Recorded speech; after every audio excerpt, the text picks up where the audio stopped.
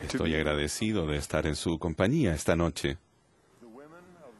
Las mujeres de la Iglesia de Jesucristo han avanzado para convertirse en la sociedad de hermanas que la madre del profeta José Smith, Lucy Mack Smith, describió con estas palabras, y cito: debemos atesorarnos unas a otras, velar unas por otras, consolarnos unas a otras y adquirir conocimiento, a fin de que todas nos sentemos juntas en el cielo. Hay tres partes a esta maravillosa descripción de las calificaciones para asociarnos en un estado de felicidad con Dios. Una es cuidar unas de otras. Otra es instruirnos mutuamente y ser enseñadas. Y la tercera es sentarse juntas con Dios. Mi intención esta noche es ayudarles a sentir la aceptación y el aprecio de Dios por lo que ustedes ya han hecho, para ayudarse unas a otras a alcanzar esa meta elevada. Y en segundo lugar, es describir parte de lo que aún se espera de su servicio unificado. Al igual que las hermanas de antaño, ustedes han respondido al llamado del Señor de auxiliar a otras personas. En 1856, el profeta Brigham Young pidió a los santos que fueran a ayudar a los pioneros de los carros de mano que estaban atascados en la nieve de las montañas. En aquel momento de necesidad, les dijo a los miembros en una conferencia general, y cito: su fe, su religión y sus declaraciones religiosas que hagan no salvará ni una sola de sus almas en el reino celestial de nuestro Dios, a menos que pongan en práctica estos principios que les enseño ahora. Vayan y traigan a esa gente que se encuentran en las planicies y ocúpense estrictamente de aquellas cosas que llamamos temporales. Si no, la fe de ustedes habrá sido en vano. Hasta allí la cita. Las mujeres de Utah respondieron por centenares. Aún en su pobreza llenaron carromatos con aquello de lo que podían desprenderse y con lo que donaron otras personas a fin de aliviar a los afligidos. Una de esas valientes hermanas escribió: jamás había sentido mayor satisfacción y placer, por decirlo así, en ninguna labor que haya realizado en mi vida. Tal era el sentimiento de unanimidad que prevalecía. Cuando concluyó el rescate y la nieve se hubo derretido, esa misma hermana registró la pregunta en su corazón fiel, y cito: ¿qué más pueden hacer ahora las manos generosas? En nuestra época, cantidad de hermanas valientes por todo el mundo han puesto su fe en acción en cientos de lugares.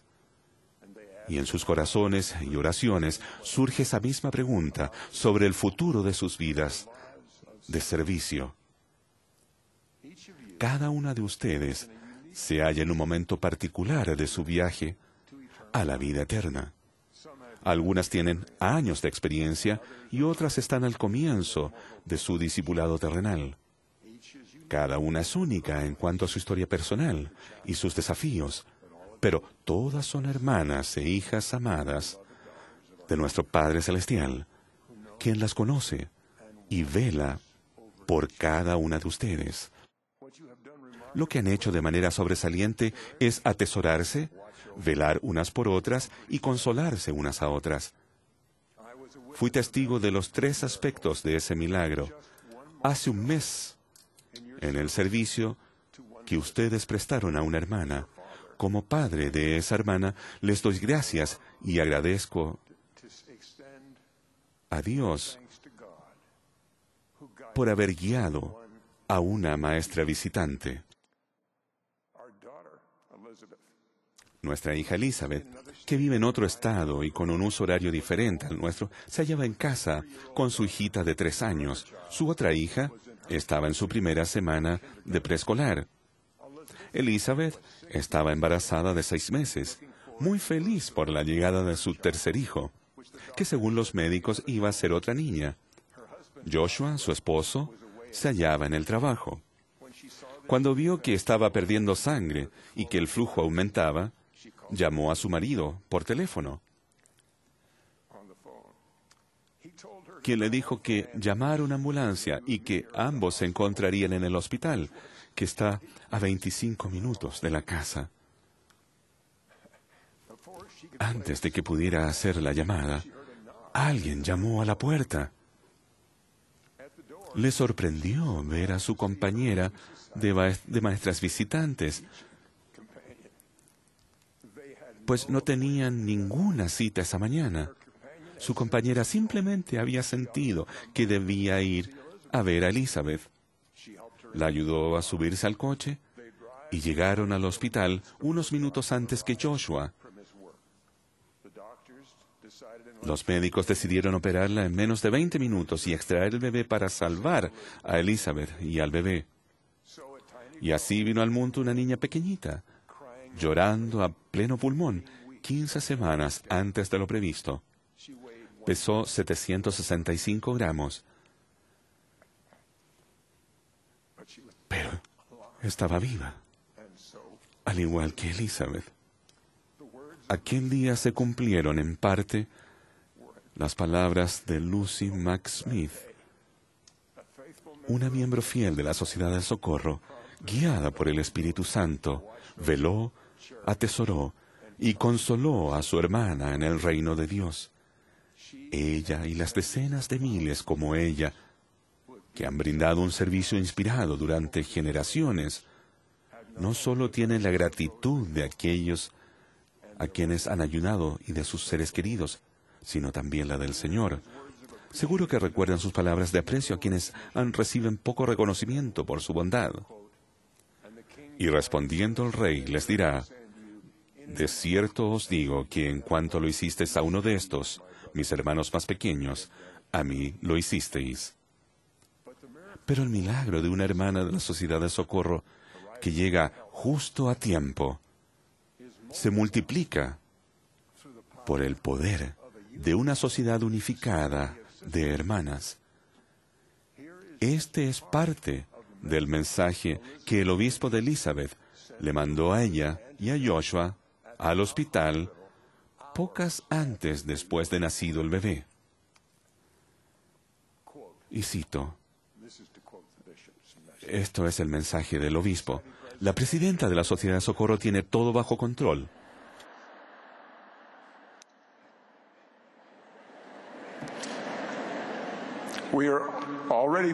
Ya estamos elaborando un plan para ayudarles con las niñas en casa a fin de que Elizabeth pueda ir al hospital mientras la niña, tan preciosa y sin nombre, esté allí. Ya lo hemos hecho antes, por largos periodos de tiempo, y nuestra gente lo hace con placer. El obispo continuó diciendo, hablando de sí mismos por los hermanos, incluso hemos ido al hospital y hemos acompañado a los niños en la sala de juegos cuando las madres no querían dejarlos en otro lugar. Y luego, no pondremos el plan en práctica sin antes consultar con ustedes, claro. Solo queríamos que supieran que no tienen que preocuparse de lo que podemos hacer nosotros. Lo que hicieron por mi hija le permitió disfrutar de ese preciado momento cuando sostuvo en brazos a su diminuta hijita por primera vez. Y luego el obispo concluyó su mensaje a Joshua y a Elizabeth con uno que las hermanas envían en su compromiso de servirse unas a otras como lo haría el maestro. Conserven la fe. Con todas las diferencias en sus circunstancias personales y experiencias previas, puedo decirles algo de lo que tienen por delante. Al conservar la fe, verán que el Señor las invitará con frecuencia a servir a alguien necesitado, cuando no parezca ser conveniente. Incluso podrá parecer una tarea desagradable y hasta imposible. Cuando se presente la ocasión, tal vez no parezca que se las necesite, ni que otra persona pueda ayudar. Recuerden que cuando el Señor nos permite encontrar a alguien afligido, honramos al buen samaritano, tanto por lo que no hizo, como por lo que sí hizo. Él no pasó de largo por otro lado, aun cuando el viajero tirado en el camino era un extranjero, y puede que hasta un enemigo. Hizo lo que pudo por el hombre maltratado, y luego puso en marcha un plan específico para que otras personas hicieran más, y lo hizo porque entendía que el ayudar puede requerir más de lo que una sola persona es capaz de hacer. Las lecciones en este relato pueden guiarlas en cualquier situación que les depare el futuro. Han tenido esas lecciones tanto en su propia infancia como en experiencias más recientes. Al menos una vez, y quizás a menudo, se han visto sorprendidas al encontrar a alguien que necesitaba cuidado. Tal vez fue un padre, un abuelo, una hermana, un niño, un hermano o alguien aquejado de una enfermedad o discapacidad. Los sentimientos caritativos de ustedes prevalecieron sobre sus deseos humanos y comenzaron a ofrecer su ayuda. Al igual que el viajero del relato bíblico del buen samaritano, es probable que la ayuda necesaria se tornase en una atención por más tiempo del que ustedes podrían ofrecer solas. El samaritano necesitó dejar al viajero al cuidado del mesonero. El plan del Señor para servir al prójimo en su necesidad incluye equipos. Los obispos y las presidentas de la Sociedad de Socorro siempre invitan a los miembros de la familia a prestarse ayuda mutua cuando se presenta una necesidad. Ese principio tiene muchas razones. La principal es brindar a más personas la bendición del amor crecido que se recibe al servirse unos a otros. Ustedes han observado y sentido esa bendición. Siempre que han cuidado de alguien, aun por un breve tiempo, han sentido amor por esa persona. Cuando el periodo de atención requerido se extiende, los sentimientos de amor tienden a ser más profundos. Dado que somos mortales, ese incremento de amor puede verse interrumpido por la frustración y la fatiga. Esa es otra de las razones por las que el Señor nos permite recibir ayuda de otras personas durante nuestro servicio a los necesitados. Por eso el Señor creó las sociedades de cuidadores. Hace unas semanas estuve en una reunión sacramental en la que se sostuvo a una hermana joven como la coordinadora auxiliar de las maestras visitantes, una posición que yo no sabía que existía. Yo me pregunté si ella sabría del homenaje que el Señor le había rendido. Debido a la agitación de su niño, ella tuvo que irse de la reunión antes de que pudiera decirle lo mucho que el Señor la amaría y apreciaría por su ayuda en la coordinación de los esfuerzos de sus discípulas. Cuidar de los necesitados requiere de un equipo, una sociedad unida y amorosa. Eso es lo que el Señor está edificando entre ustedes. Él las ama por la labor que desempeñan. Una muestra de su aprecio es que Dios les permite sentir más amor por las personas a quienes sirven.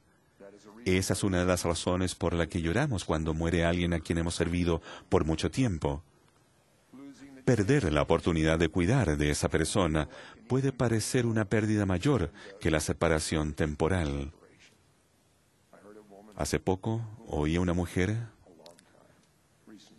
de quien no había escuchado por mucho tiempo, la semana en que su esposo falleció, testificar de su gratitud por la oportunidad de prestarle servicio hasta el final de sus días. No se vieron lágrimas, pero sí su sonrisa de felicidad. Si bien el servicio extenso y amoroso recibe una rica recompensa, ustedes han descubierto que también tiene limitaciones físicas, emocionales y económicas. La persona que brinda cuidados por un largo tiempo puede llegar a ser quien necesite cuidado. El Señor, que es el cuidador maestro de las personas necesitadas, brindó consejo inspirado a los cuidadores cansados en estas palabras registradas en el Libro de Mormón. a fin de retener la remisión de vuestros pecados, quisiera que de vuestros bienes dieses al pobre, cada cual según lo que tuviere, tal como alimentar al hambriento, vestir al desnudo, visitar al enfermo y ministrar para su alivio, tanto espiritual como temporalmente, según sus necesidades. Pero a continuación advierte a quienes podrían ignorar la evidencia de que están llevando demasiado lejos su servicio amoroso. Y cito, «Y mirad que se hagan todas estas cosas con prudencia y orden, porque no existe que un hombre o un cuidador corra más aprisa de lo que sus fuerzas le permiten. Y además, conviene que sea diligente, para que así gane el galardón. Por tanto, todas las cosas deben hacerse en orden». Ese consejo puede ser difícil de aplicar cuando la opción es equilibrar el deseo de hacer todo lo posible por servir al prójimo con la sabiduría de ser prudentes en cuidar de sus propias necesidades y conservar la capacidad de servir. Tal vez hayan visto a otros debatirse con tales decisiones difíciles. Un ejemplo es la decisión entre cuidar de una persona que se aproxima al final de la vida en el hogar o en un centro asistencial cuando están al borde del agotamiento. Su conocimiento del plan de salvación puede ser su guía ante decisiones tan desgarradoras. Esa es una de las razones por la que Lucy Mack Smith dijo sabiamente que las hermanas debían ganar conocimiento. Es de ayuda a tener una firme convicción del propósito del Señor para todo hijo de Dios en el crisol de la vida terrenal.